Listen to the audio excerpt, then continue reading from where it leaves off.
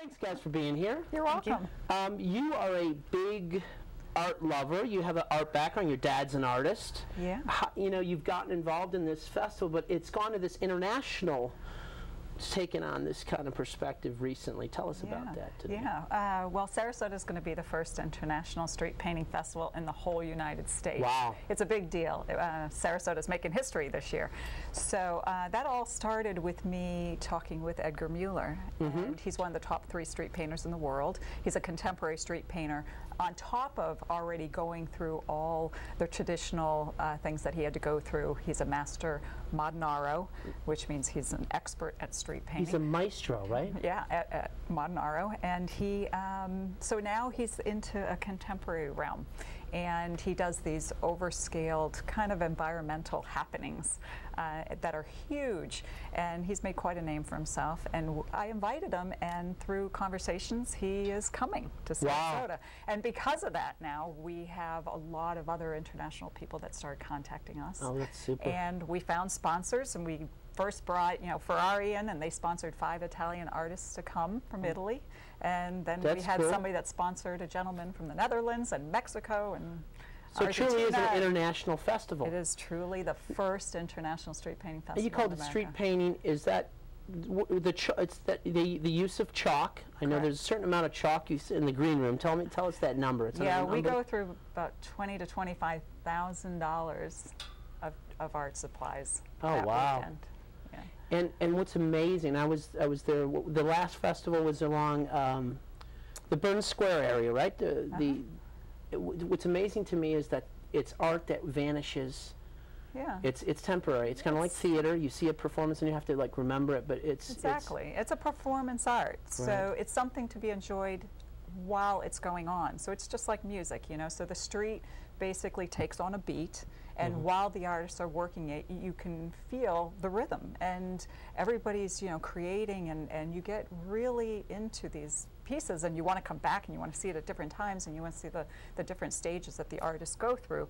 And so you get to really kind of experience that whole thing. And then once the festival's over and it ends and the pieces are complete, it's kind of the end of the song. It's like it's a great time to take pictures at that point. Sure. But the song's over and the performance is over, and at that point it becomes again just a piece of art that's beautiful to look at. But the real action is while they're the doing of the piece. That's the journey, that part of it. Absolutely. I was amazed last year at how many artists do you have are coming and committed to this thing this year? This year we have close to 250 artists this year. Oh my gosh, really? Yeah. That's astounding. And last year, compared to last year, was how many? Last year we had about a little over 50-something squares. So 50 we set maybe about 80 artists last year, 80 to 100 artists last year. Well, there's a lot of literature, and we're going to go through the lineup. This is a two-day event, right? Or not a 2-day event. It's a 2-day event over the weekend, but actually Edgar Mueller starts his painting on Monday, the 25th.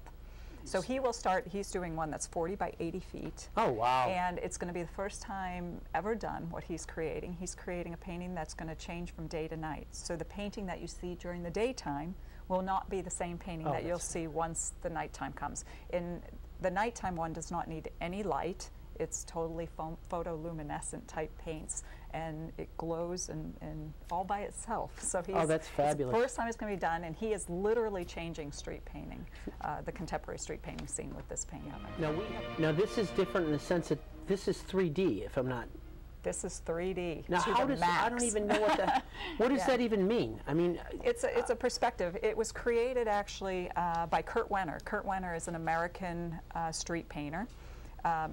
Street painting was revitalized in the late 70s in Europe because it actually was an art form that had died out at the beginning of the century, because with World War II, so many of these artists were killed over in Europe, and it just died. And so they revitalized it in Grazia. There's a festival that's been going on about 30 years, and they brought all the traditional street painters in and some of them were in their 90s, and they wanted to reteach it to the younger generation who has a little bit more of a contemporary edge. They're no longer doing the Virgin Mary like traditionally done. Now it's more contemporary. And 3D was literally brought on board by Kurt Wenner, an American, and he was studying architecture over in Europe. And then he brought it back to America. He started the first festivals here in the late 70s. And so we have about 20 years of street painting that's been going on in America. It's relatively new. We do have a little identity crisis because some people don't know what chalk art is. Right. But the kind of central place where it's known right now is where, if you say like Yankee Stadium's the heart of baseball, let's say, where's the heart of Italy? Italy is? Yeah, Italy is in Rome proper? Or? Yeah, in Grazia. There's several different towns, and there's only a few festivals that really pop up, and wherever they pop up is where the artists really get trained. So like California has a concentration of really good artists because that's really where the first festivals started in America. In the United so States. They've been practicing for 20 years there. Lake Worth in Florida has a festival that's been going on for 18 years. So there's a concentration of really good artists over on the other coast. We're just now in our third year, so we're just now starting to have artists that are coming back for their third year. Wow. And by their 5th, 6th, 7th, 8th year, they will become the type of artists that we can now send over to Italy to compete. Looking into the future, what do you hope? I don't like those 5-year things. What do you hope to be in 5 years? But how do you see this growing? Do you see this?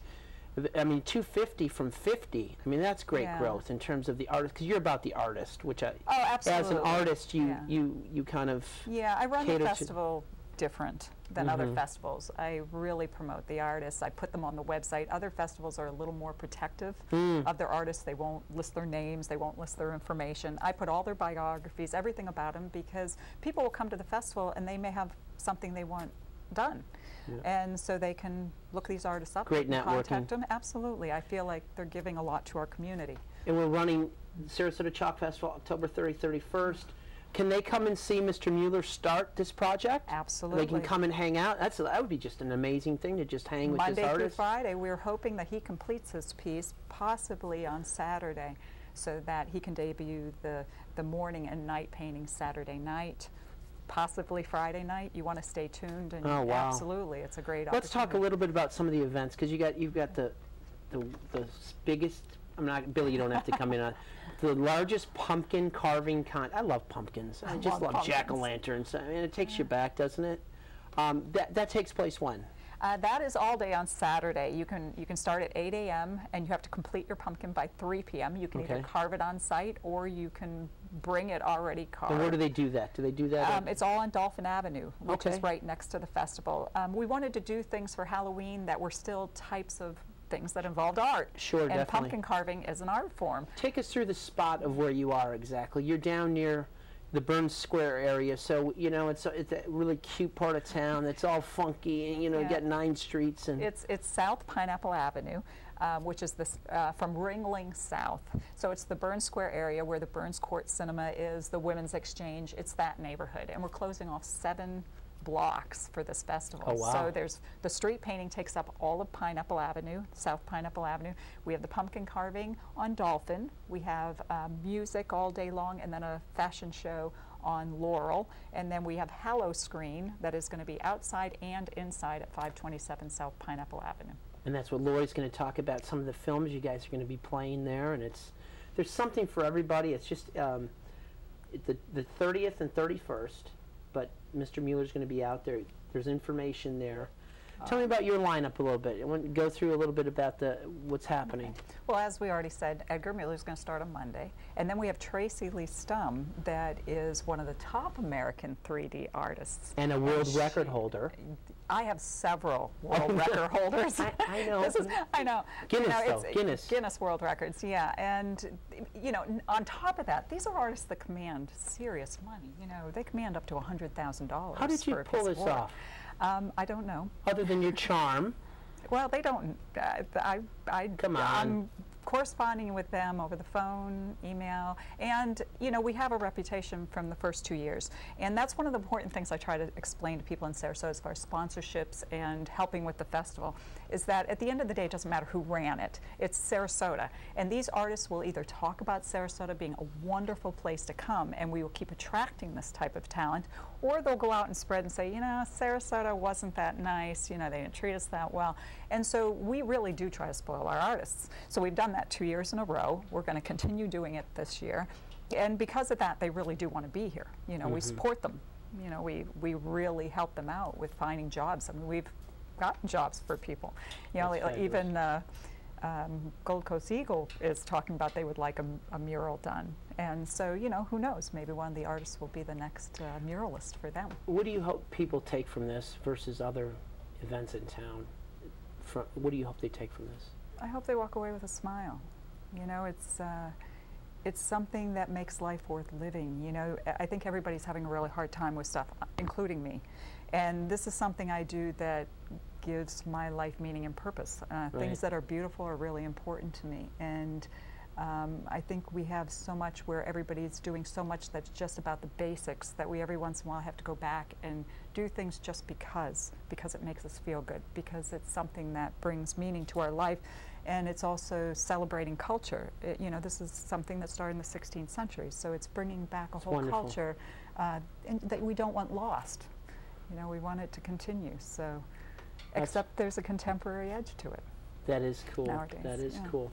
We're going to go. Let's go to that clip to bookend the show. We're going to go to the Werner Herzog version of Nosferatu with Mr. Klaus Kinski, if we can.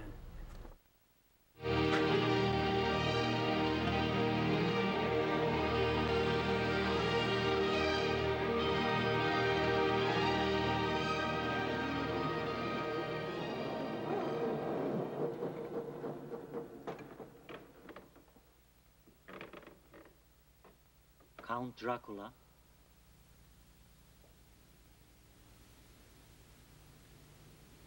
Jonas and Harker,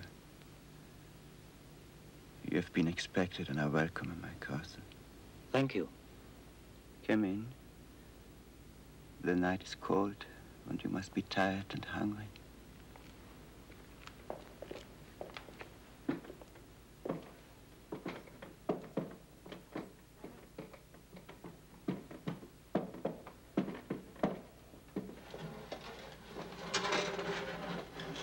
Klaus Kinski, Nastasia's daddy. That's just, Werner Herzog was here a few years ago, which is, you know, I talked football with him. That was like a Werner Herzog movie.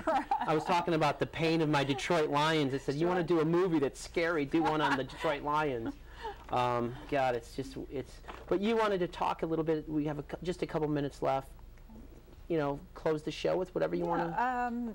Well, we have a great lineup. I mean, and the only reason we have such a great lineup is we've had incredible sponsors. You know, I try to look at this event as something that is a partnership among a lot of people, and no component could last without the other. So Absolutely. You have the artists that, you know, we already talked about that we really try to spoil being here, and then we also have amazing sponsors. You know, like we have Donovan International, who's with Amway. Amway is one of our biggest sponsors of the whole festival. They are also sponsoring KidServe, which is a site that organizes supplies for certain, you know, under needy type people. So right now they're asking for supplies, art supplies to give to schools, because you know That's schools fabulous. are yeah. So KidServe is wonderful, and but there's just been, you know, we have amazing volunteers. Look in that camera over there and tell them why they should come. We have just a couple seconds. Why you should come? You should come because it's an experience that is like no other that you've ever had, and everybody that comes is hooked. They want to be there and they want to see this art, and you're never going to have a chance to see contemporary street painting change again. This is the first time it's happening. Fabulous. And this is going to be your experience to see it. Denise, thank you for bringing this to town. Lori, we'll be over there to see the show. Guys, this is something you got to see. It's what makes our town special and a great cultural center of Florida. Thank you. You're welcome. Ooh, it's scary. We'll see you guys in a couple weeks. It'll be fun.